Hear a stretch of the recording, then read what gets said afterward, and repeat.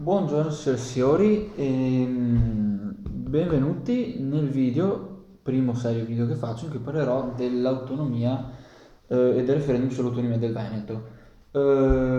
Cerchiamo di farlo durare il meno possibile perché non voglio dilungarmi troppo, insomma non c'è moltissimo su cui discutere. Aspetta che sistemo qua. E vediamo subito di analizzare il referendum dai due punti di vista. Il primo è quello tecnico, quindi durerà poco, vi spiegherò semplicemente quello che c'è da sapere. E il secondo invece è quello in cui esprimo la mia opinione personale e vi dico perché secondo me bisogna votare sì. Ok?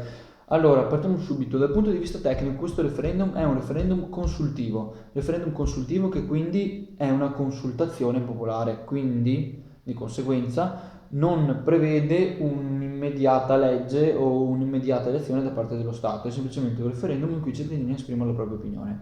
Ok? Il quesito è il seguente, c'è scritto qua. Vuoi che alla Regione Veneto siano attribuite ulteriori forme e condizioni particolari di autonomia? Sì o no? Questo quesito si riferisce chiaramente all'articolo 5 della Costituzione e alla riforma costituzionale del 2001.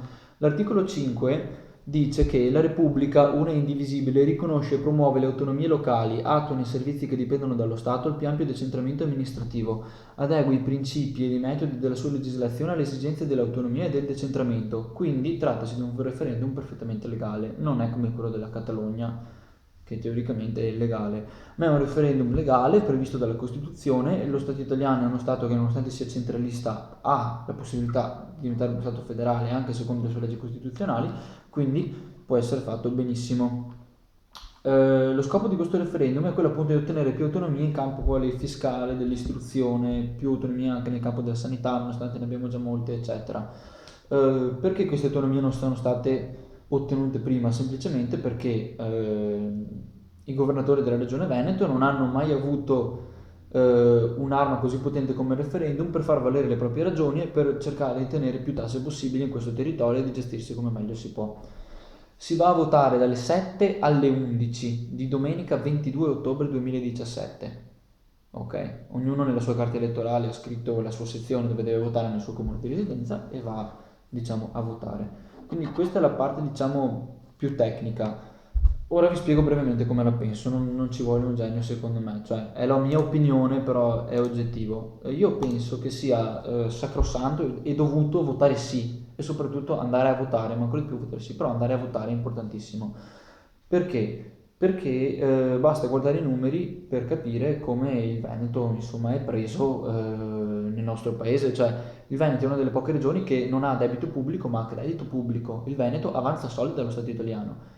E, inoltre il Veneto ha il giusto rapporto dipendenti pubblici per abitante, ha il PIL pro capite più alto della media europea, ha una sanità che funziona benissimo e che diciamo con i tagli ci sta venendo un attimo tagliata e inoltre il Veneto ha anche una cultura, una lingua e un popolo suo e questi sono i motivi a grandi linee per cui votare sì, ora ve li spiego bene, cioè ehm, affrontiamo subito il primo problema, cioè della gente che dice di non andare a votare, che andare a votare non serve a niente. Allora, se noi la pensiamo così, in Catalogna sarebbero ancora sotto gli spagnoli, non ci sarebbe mai fatto niente, se vivremmo ancora sotto un sistema feudale o staremo ancora a bruciare le streghe come il Medioevo, quindi votare serve, ok? Anche se votate no, andate. Perché anche se questo referendum, come dicono alcuni, non cambiasse niente, che secondo, cioè, personalmente non penso sia vero perché non fai un referendum del genere per non cambiare niente, anche se un referendum così non avesse alcun effetto, è comunque un messaggio politico importante ed è comunque, oltre a un messaggio a Roma, anche un messaggio al Veneto, forse fa svegliare un attimo le coscienze dei cittadini che diranno, forse è possibile però avere un po' di più. E, e quindi questo per rispondere diciamo a chi dice che non ha senso andare a votare. Io la vedo così sinceramente, cioè per quanto uno possa essere senza speranze, approvare non costa niente. Ora, motivi puramente tecnici ed economici per cui bisogna andare a votare sì. Allora, il Veneto ogni anno paga 70 miliardi di euro in tasse, ogni anno 70 miliardi, ok? Secondo il sistema tributario italiano, a grandi linee, vi spiego, le tasse vengono, fra virgolette, raccolte a Roma, poi lo Stato decide come ridistribuirle per le varie regioni, ok? Il Veneto paga ogni anno 70 miliardi di euro in tasse e l'Italia spende nel Veneto di questi 70 miliardi solo 50 miliardi. Quindi c'è una differenza di circa 20 miliardi di euro, un po' meno 18, la media è 18, di euro che non vengono spesi in Veneto e che rimangono giù, non so che fine facciano. però insomma si sa che fine fanno. E quindi questa roba qui è grave, vuol dire che noi ogni anno perdiamo 18 miliardi, 19 miliardi di euro. Questo ha creato un bel buco, insomma, nella nostra regione che si sta impoverendo parecchio. Basti pensare che la Catalogna, dal governo spagnolo, avanza qualcosa come 8 miliardi di euro negli ultimi 10 anni, 8 miliardi negli ultimi 10 anni.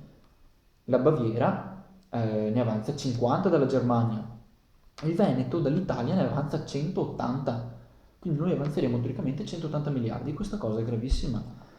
Però non, cioè, a me pare quasi di scoprire la qualche, cioè di dire cose ovvie, queste cose qua dovrebbero sapere tutti, però a quanto pare c'è gente che non lo sa. Poi un altro esempio, il Veneto è la prima regione in Italia per fedeltà fiscale, cioè l'unica regione che ha più fedeltà fiscale è il Trentino Alto Adige, ma essendo che ovviamente le tasse se le paga da sola, cioè il Trentino Alto Adige, i cittadini del Trentino Alto Adige pagano le tasse, ma essendo una regione a statuto speciale se le tiene, logicamente lì le pagano tutti, mentre noi nonostante tutti questi soldi qua ci vengono portati via, siamo la regione dopo il Trentino con la più alta fedeltà fiscale. E non solo, oltre ad essere quelli che pagano più tasse, cioè in cui c'è più gente che paga le tasse, siamo anche la regione in cui lo Stato spende quasi meno soldi, perché per un cittadino del Veneto in media vengono spesi 2.741 euro all'anno, per un cittadino italiano medio 3.600, quindi ci sono quasi 1.000 euro di differenza. Anche questo dovrebbe far pensare, cioè non sono opinioni, non è mica il referendum della Lega, questi qui sono numeri reali, sono dati, è una cosa oggettiva, anche uno che non è veneto ma che vive qui, quindi ha interesse a votare sì, perché sono più soldi per noi, capite? Sono meno soldi buttati via.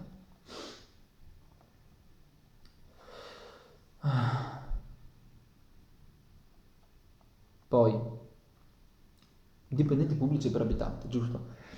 Il Veneto, nonostante sia una regione ricca, complessa e grande, ha pochi dipendenti pubblici rispetto alla media. Per esempio, la media italiana di dipendenti pubblici è 58. 58. La media tedesca è di 54. La media veneta è di 49.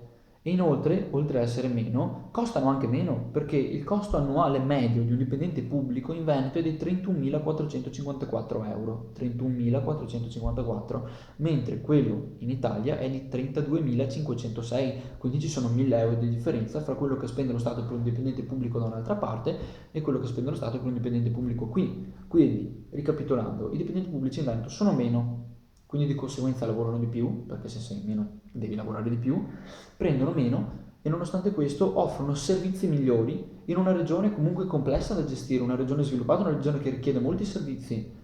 E anche questo deve far pensare, deve far svegliare un attimo le persone perché è grave una roba del genere. Cioè, ragazzi, sono quasi 10 dipendenti pubblici meno della media e 1000 euro in meno per ogni dipendente pubblico.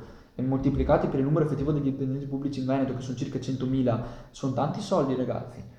Poi, alcuni dicono che il Veneto da solo, no, cosa vuoi che faccia?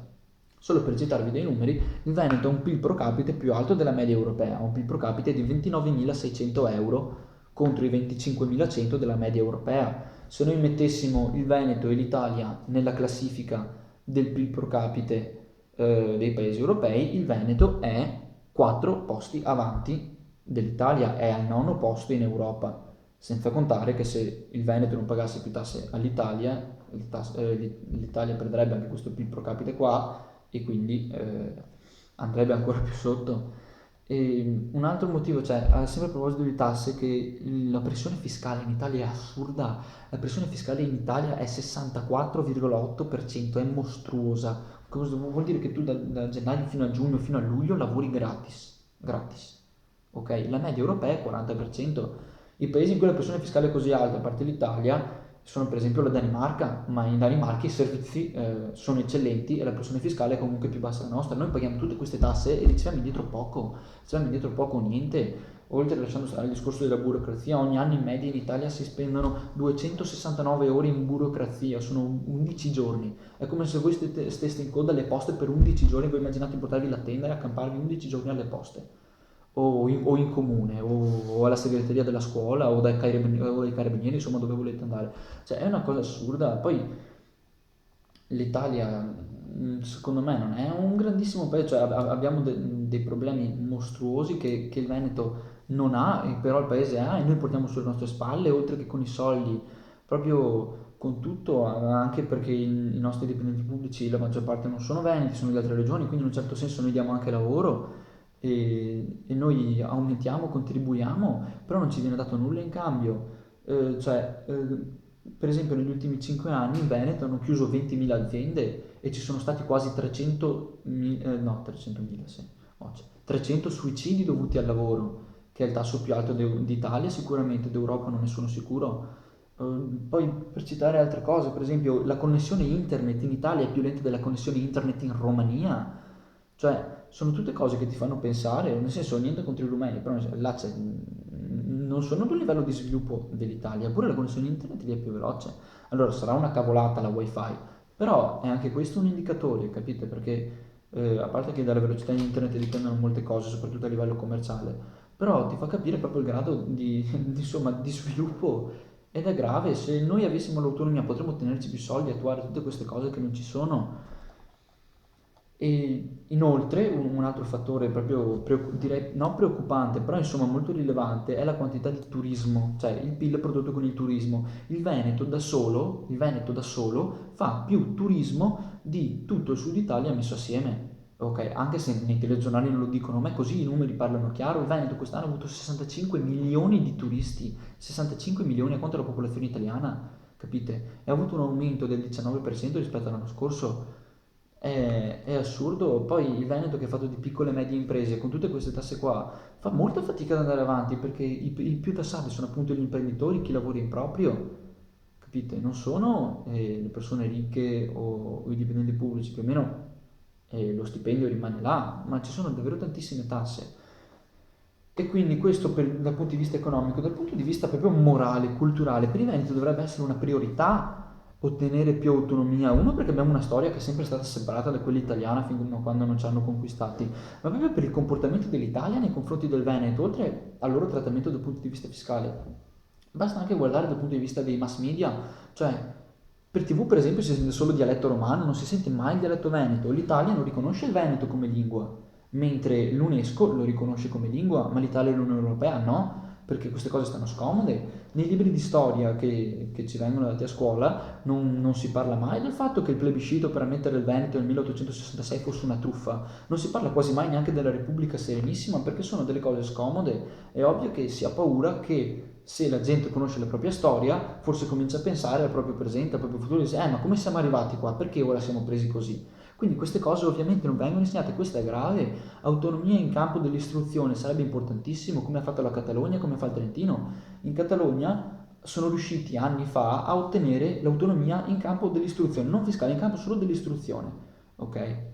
E grazie a questo hanno potuto insegnare la vera storia ai loro alunni, formando quindi a questo punto una classe, diciamo, la gioventù catalana è tutta a favore dell'autonomia perché ha studiato la storia com'è veramente, capite? Un'altra cosa atroce dell'Italia è la libertà di stampa. L'Italia è il 77esimo paese al mondo per libertà di stampa. La Romania, che 30 anni fa aveva una dittatura ancora, è al 49esimo.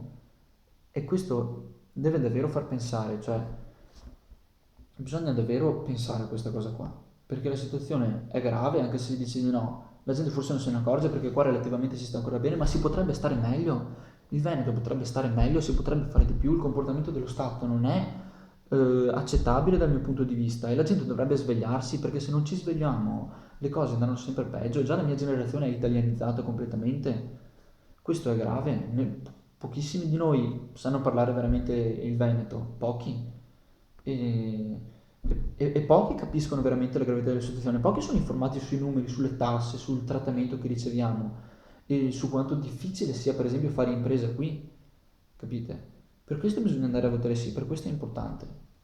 E ditelo, cercate di farlo sapere alla gente, anche, cioè, ok, è fra 20 giorni, però si può fare, bisogna convincere la gente, anche se si va a votare no, andate a votare comunque.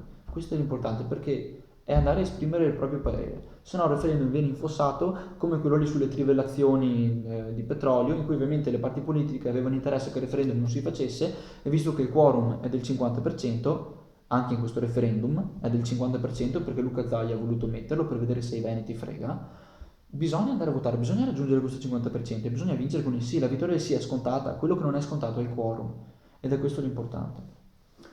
E va bene, dai. Ultima roba, ah sì, ultima roba tecnica. Con questo referendum si mira ad avere un'autonomia di tipo differenziato, autonomia, non indipendenza, di tipo differenziato, non a statuto speciale. Con l'autonomia di tipo differenziato si possono avere alcune autonomie in campo, come ho comunicato prima, istruzione, sanità, fiscale, che si ottiene attraverso una contrattazione fra Stato e Regione. Era una riforma già iniziata, mi pare nel 2001, e che non si era conclusa. Ok, finalmente abbiamo questa opportunità qua, quindi è questo che si cerca di ottenere. Autonomia a statuto speciale non si può ottenere perché servirebbe una riforma della Costituzione e non abbiamo i voti necessari per farlo.